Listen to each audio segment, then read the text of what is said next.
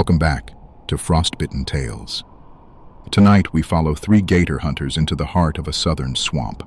But what they find waiting for them in that black water isn't any gator. It's older, hungrier, and it doesn't take kindly to trespassers.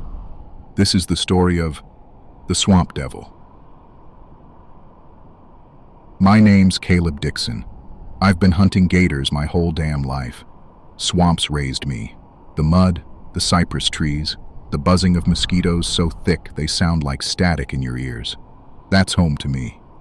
That summer, money was tight. Gas, groceries, the mortgage, all piling up. And me, my brother Ray, and our buddy Earl decided to take a job that smelled like easy cash. A rich fella from Baton Rouge came sniffing around. Soft hands, shiny shoes, city accent that didn't belong out here. Paid us under the table to clear out some oversized gators, scaring off duck hunters down by Black Cypress Swamp. Now, folks around here don't go near Black Cypress. Not unless they got a death wish. Old stories say something resides in those waters. Not gator, not snake. Something worse. Something that watches. But we laughed it off. Ghost stories. Swamp talk. Every backwater town's got 'em. So one humid evening, with the sky bruised purple and the air heavy enough to choke, we loaded the boat. Rifles, shells, beer on ice to pass the time, and we headed into the dark. Hotter'n hell out here. Swear, if we don't find a 10-footer tonight, I'm quittin' and taking up farmin', I said. Earl chuckled. You? Farmin'? You'd shoot the cows before milking them. Nah, Roy, this is easy money. One fat gator we cash out, and I'm buying whiskey till sunrise. Caleb hushed us. Y'all better focus. This swamp ain't like the others. Look around. Don't hear nothing, do ya? He was right. Silence except for faint water lapping. Damn, no frogs, no crickets. Ain't natural, I said with a frown on my face. Earl waved us off. Means the big boy's close. Big gator clears out the little ones. That's what we're here for, ain't it? But I knew better. This wasn't the kind of quiet you get before a kill. This was the kind that makes the hairs rise on your arms. We cut deeper into Black Cypress. The moon was barely a silver coin through the trees. That's when Earl spotted it. Over there, see it? Something floating, he said, pointing. We drifted close, and what I saw made my stomach turn. A 10-foot gator, split open from throat to tail. Its ribs snapped wide like a bear trap, entrails spilling into the black water. Jesus, hell kind of thing does that, Roy whispered. Earl grimaced. Ain't no poacher. Look at them teeth marks. Too wide, too jagged. Don't match a gator. Shut up, both of you. Load your rifles. Keep your eyes sharp, I told them. Come on, Caleb. You act like some monsters out here. Probably just two gators fighting, Roy said with a nervous laugh. But the truth was, even Roy didn't believe what he said. We drifted for another hour, sweat dripping, mosquitoes biting. Every shadow looked like teeth. Then I saw it. Left side, left side. Y'all see that? Just beneath the surface, something long and fast slid through the water, keeping pace with the boat. Roy raised his gun. Hell, that's big. That's real damn big. Hold steady. Wait for it to surface, Earl whispered. But before we could aim, it was gone. Not down. Not away. Just gone. Then, boom. Something slammed the boat so hard Earl almost toppled in. Earl cursed. Son of a bitch, big gator, has to be. But I saw the ridges cutting through the water. Not scales, not a tail, a spin, with jagged bone plates sticking out like knives. We made the mistake of anchoring. Best wait him out. Big gator comes up sooner or later. We put one between his eyes. Job's done, Earl said while loading shells. Roy muttered, Don't like sitting still. Feels wrong. He was right. The swamp swallowed us in silence. Then, a hand came out of the water. Not a man's hand, not a gator's claw, but something in between. Greenish scales, long webbed fingers ending in black talons. It latched onto Earl's leg and yanked him clean off the boat. Earl screamed, Help! Get it off me! Caleb! Roy! We leaned over, rifles raised, but the water churned red. Bubbles, bones cracking. Earl's scream cut off in a gargle, then half of him floated up. From the waist down, Roy gagged. "Oh God! Oh God! Shoot the water, shoot!" I barked. Gunshots echoed. Water splashed violently, but it didn't matter. Earl was gone. Roy hauled the anchor, panicking. The old chain rattled wet against the side of the boat, spraying droplets into the moonlight. His arms strained, veins bulging, face twisted with desperation. Roy yelled, "We gotta move! Now! Before that thing comes back!" He yanked again, the chain grinding upward. The swamp answered with silence. The bullfrogs had stopped croaking. Even the insects, the constant drone of mosquitoes, had gone still. It was like the whole swamp was holding its breath. I gripped the edge of the skiff so hard my nails dug into the damp wood. Something in my gut twisted, an animal knowing, telling me we weren't alone. The chain came up slow, links clinking one after another. Water streamed from it, black as oil in the moonlight. It should have been nothing but weeds and muck, but tonight it dragged. Something heavy, something that didn't belong. And then I saw it, a shape rising from the water, clinging to the chain like it was bait. At first I thought it was just a log, a drowned tree trunk caught on the anchor, but logs don't breathe. And this one exhaled. Bubbles surged to the surface, carrying with them the smell. Rot, like wet hides left to fester, like graves opened in summer heat. "Roy, let it go. Cut the chain. Cut it," I whispered. But Roy shook his head, teeth gritted, pulling harder. He wanted us free.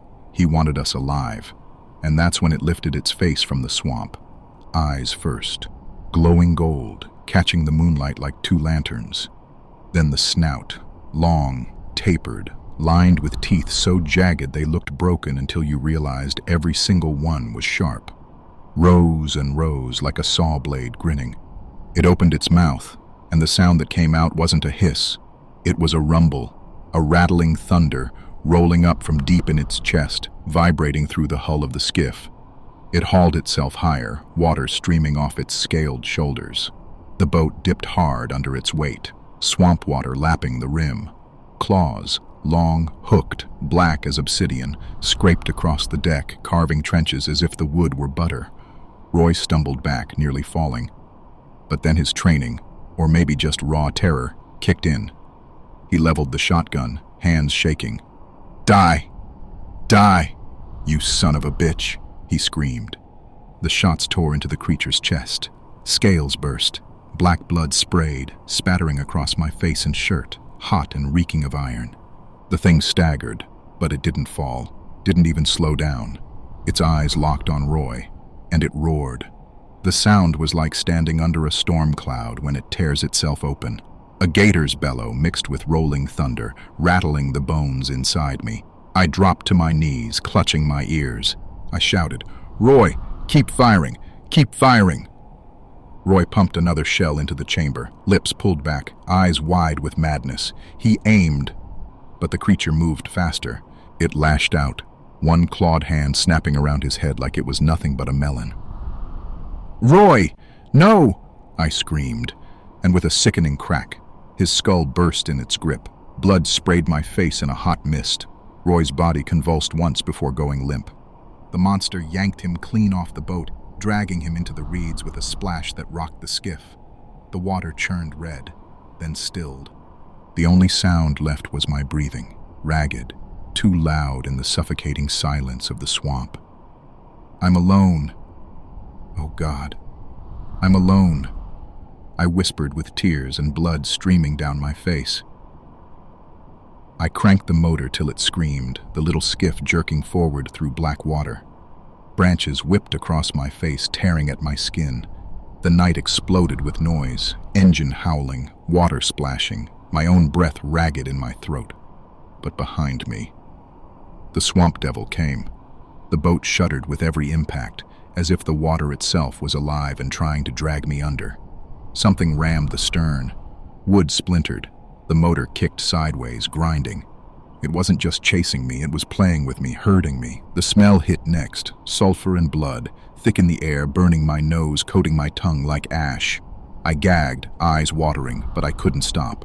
"Come on, come and get me!" I yelled, screaming over the motor. The skiff shot between cypress trunks, their roots twisting out of the water like skeletal fingers. I swerved hard, too hard. The motor clipped a submerged stump. The world turned upside down. I hit the swamp, cold muck swallowing me whole. I came up choking, spitting black water from my lungs, clawing at the air. And it was there. The moon caught its outline, towering above me on the shallows. Eyes burning gold, mouth dripping gore that hung in strands down its chest. Every breath it took rattled like a furnace ready to burst. There was no more running, not from this. "Come on then, come on!" I shouldered my rifle, water sloshing, arms shaking so bad I thought I'd drop it. The creature lunged, talons flashing. I pulled the trigger. The round tore through its throat. Its roar broke into a gurgle, half scream, half death rattle. It staggered back, thrashing, sending waves slamming into me. I scrambled away, every limb screaming with exhaustion. The swamp exploded with its death throes, water churning black, cypress roots splintering under its weight. Then it collapsed into the muck. Its eyes flickered once, twice, then went dark. I didn't wait. I swam. I crawled through reeds. I ran barefoot through mud, lungs burning, heart hammering louder than the crickets that had finally started singing again. And I never looked back. They found me 3 days later, face down in the reeds, skin blistered raw from the swamp, fever boiling through my veins. A fisherman spotted me drifting, half buried in duckweed. He said my lips were moving, whispering scripture and curses, both at the same time. I don't remember the ride back to town, don't remember the hospital lights, the sting of needles in my arms. What I do remember are the looks. The sheriff stood at my bedside, hat in his hands, wouldn't meet my eyes. Swamp'll do strange things to a man. Eat, fever, play tricks, he said. He left before I could respond. Doctors came next, murmuring outside my door like crows on a fence line. Even though they were whispering, I still heard them. Delirious, hallucinations, gator attack, most likely. They thought I was crazy, thought my story was just the ramblings of a man half dead from exposure. But they never saw what I saw. They didn't see Roy's skull crushed like a melon, didn't hear Earl's screams for help vanish into the black water, didn't taste the blood in the water. No, they wrote it off. Accidents. Missing persons. The swamp swallows men whole every year. That's all it was to them. And me? They called me lucky. Said I ought to thank God I crawled out alive. But I don't feel lucky, not one damn bit. Because sometimes, late at night, when the ward goes quiet, when the hum of the machines dies down, I hear it, the sound, low, rumbling, a growl stretched too deep, too long, rattling up through the floorboards, like thunder crawling inside my bones. And when I close my eyes, I see them.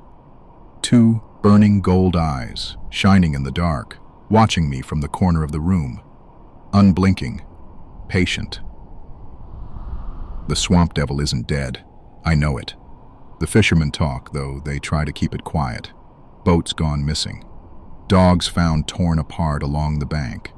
Ripples on still water when the moon is high. Some swear they've seen something rise out of the cypress at night, taller than a man, dripping black muck. Others laugh, call it stories meant to scare kids away from the marsh.